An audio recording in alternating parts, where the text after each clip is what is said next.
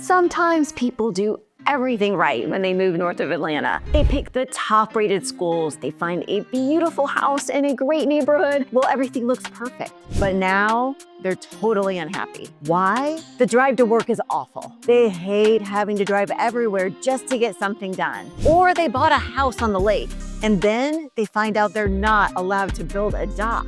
So today, I'm gonna tell you how to avoid the biggest mistake people make when they move north of Atlanta. Let's talk about it. Here's something that drives me nuts, and I see it happen all the time. The biggest mistake people make when moving north of Atlanta is picking a house just because of what they saw online. They look at rankings, school ratings, or make general guesses about the area without really thinking if it actually fits how they live. Let me show you what this looks like in real life. Families move to places with top-rated schools, which sounds like a smart move, right? But then they quickly realize dad has to drive to downtown Atlanta 3 days a week. Now he's stuck in traffic for 1 to 2 hours, each way during rush hour. And this is not the family life that they hoped for. Here's another one that comes up a lot. A couple finds a gorgeous house on Lake Lanier with an amazing view. They picture themselves out on the boat every weekend, maybe even on work nights or school nights, hanging out with friends, enjoying the lake life. But what they didn't know is that there are only 10,615 total dock permits for the whole lake, and they're controlled by the U.S. Army Corps of Engineers. So they can't even get a permit, and now they're stuck with a dream home they can't fully enjoy. The price of choosing based on rankings is way bigger than people think. Recent surveys show that 90% of millennial homeowners have regrets about their first home purchase, with 27% regretting a bad location. That is a significant portion of people who feel like they made the wrong choice. But it gets worse. North of Atlanta can be really different from place to place, even if the neighborhoods are super close. You could live in Milton, which feels like the countryside with big yards and horses, then drive 15 minutes and be in Alpharetta with fancy stores and business offices at Avalon. It's a totally different vibe, but people group them all together and call it the North Atlanta suburbs. Another mistake I see all the time is when people move to a top-rated area and later realize they hate needing a car for everything. The northern suburbs overall have an average walk score of 46, which means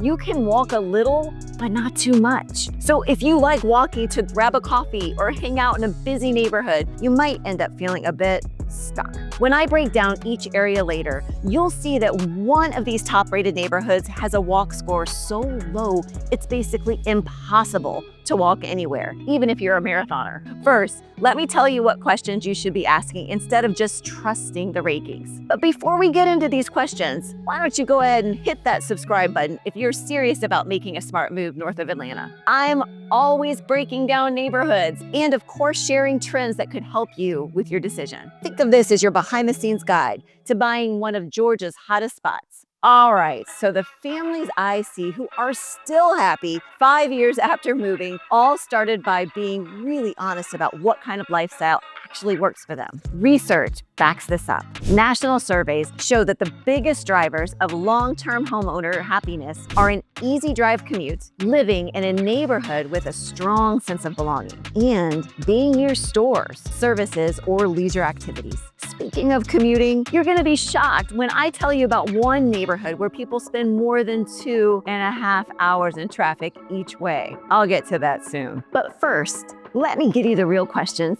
you need to ask yourself. First question, how much commuting can you actually deal with? Most people driving from the northern Atlanta suburbs to downtown Atlanta average about 35 to 45 minutes each way. And on rough rush hour days, it can top an hour or more. I always tell people, don't just try that drive on a calm Saturday. Do it on a Tuesday morning at 8 a.m. and again at 5:30 p.m. See what it's like when you're tired and you just want to get home. Second, and I mean, this one's a big deal. Do you want to be able to walk places, or are you fine driving everywhere? If walking to restaurants, coffee shops, or even your kid's school matters to you, you have to be really careful about where you look in the suburbs. Third is all about the vibe. What kind of community vibe fits you best? Do you want classic, family-friendly suburban neighborhood, or are you into more of a polished professional scene? Maybe you love the idea of a quiet property with horses, or maybe you're all about weekends on the lake.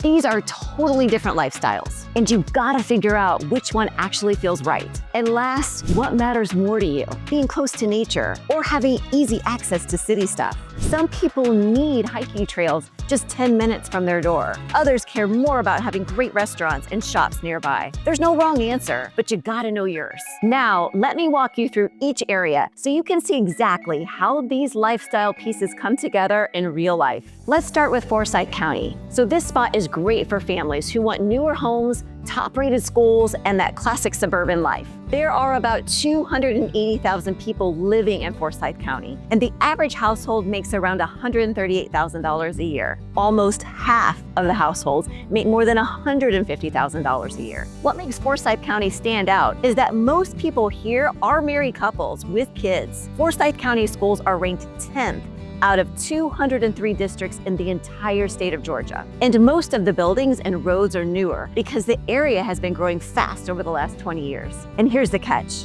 The drive can be long, and you really can't walk to a lot of places. This is not really the place for someone who wants to walk to dinner or drive to Atlanta every day. But in a few minutes, I'll tell you about the one group of people who always make the worst choices when picking neighborhoods. And there's a good chance you might be in that group without even knowing it. Now let's talk about Alpharetta. And this one is a big deal for professionals with high-paying jobs. Alpharetta is one of the wealthiest cities in Georgia, with houses costing around a median home value of $733,000. More than 700 tech companies are headquartered here in Alpharetta, including big companies like AT&T, Verizon, and McKesson Technology Solutions. What's cool about Alpharetta is that it gives you the suburban feel, but with the extras of a city. You've got fancy places like Avalon where you can walk around, shop, and eat. And you're close to Georgia 400, so you can get to Atlanta or the airport quickly. There are tons of different housing options in Alpharetta. You can find everything from big, fancy houses to modern townhomes. This is great for people who want to be close to work and enjoy nice restaurants and stores. Meanwhile, Milton is totally different. If you want to live in the countryside but still have access to Atlanta, this is the place to look.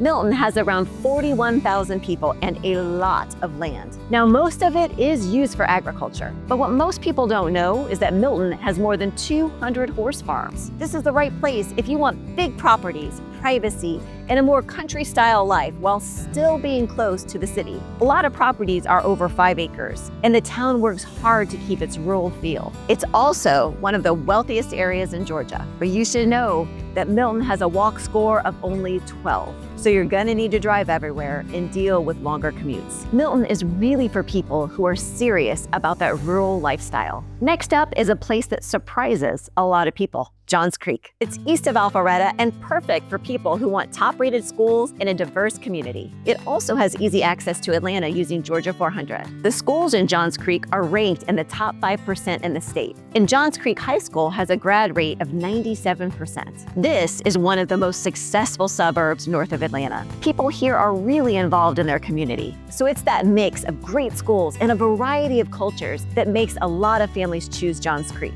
Now, Roswell has something else entirely. It's perfect for people who want older charm, walkable streets, and a decent commute to Atlanta. About 91,000 people live in Roswell, and it's about 25 miles from downtown Atlanta. But what makes Roswell special is its historic downtown. You've got restaurants, local breweries, and events that you can walk to. It's about a 29-minute average commute into the city. And you're near the North Springs MARTA station if you don't want to drive and prefer the train. You'll find a mix of older homes and new builds. And you're close to the Chattahoochee River for outdoor fun. Roswell gives you that rare mix of walkability and a not too bad commute, which makes it a standout north of Atlanta. And finally, let's talk about Lake Lanier, because this is where people make big mistakes if they don't understand what they're signing up for. Lake Lanier is popular for second homes and people who are retired, with 55-plus neighborhoods like Crestwind at Lake Lanier. This place is perfect for people who love being near the water and want that vacation vibe all the time.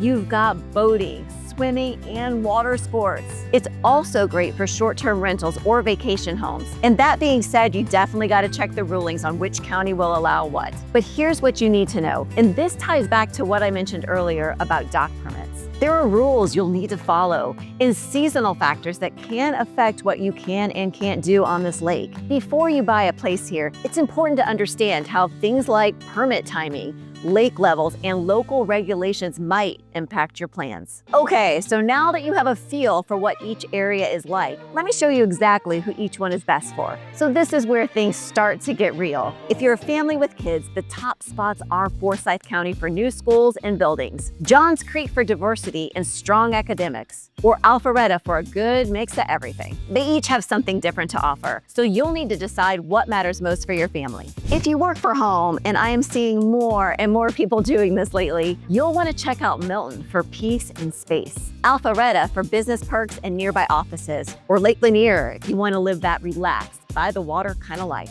If you don't have to drive into Atlanta every day, you can focus more on lifestyle and less on how close you are to the city. Now, if you're retired or maybe you're buying a second home, which is becoming more and more common in the Atlanta suburbs, Lake Lanier is great for fun and community. Roswell gives you a walkable downtown with events and culture. Or you can check out the 55+ neighborhoods incoming. But here's the group that I really want to talk to, and it's the one that usually gets this wrong. People who commute to Atlanta every day. If that's you, you'll want to look at Roswell for quicker drives and access to MARTA, Alpharetta for easier access to Georgia 400, or the Alpharetta-Johns Creek area for express lanes. Let me explain why this matters so much. That drive during rush hour can turn into over an hour each way from some of these places. That's 2.5 hours every day in traffic. After doing that for about 8 months, a lot of people start thinking about moving again. And this is exactly why knowing the real cost of each area is such a big deal. That daily commute can really affect how happy you are in any of these neighborhoods. The truth is, every area has pros and cons. Forsyth County gives you brand new houses at top-rated schools, but it's farther from the city. Alpharetta gives you fast access to work and shopping, but the prices are higher. Milton gives you land and privacy, but you gotta drive everywhere. And Johns Creek gives you schools and diversity, but not as much nightlife. Roswell gives you charm and a shorter commute, but the homes, well, they're older.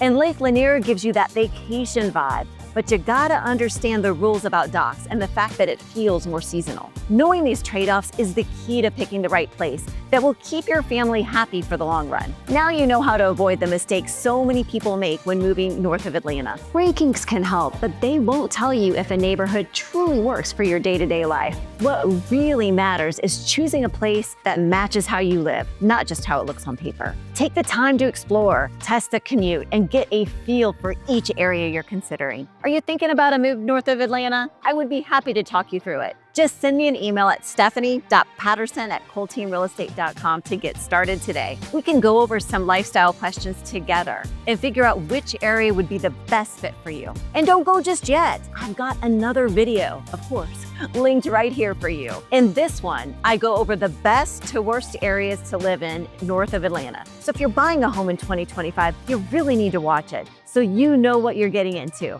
Thanks for watching. I'll see you in the next one.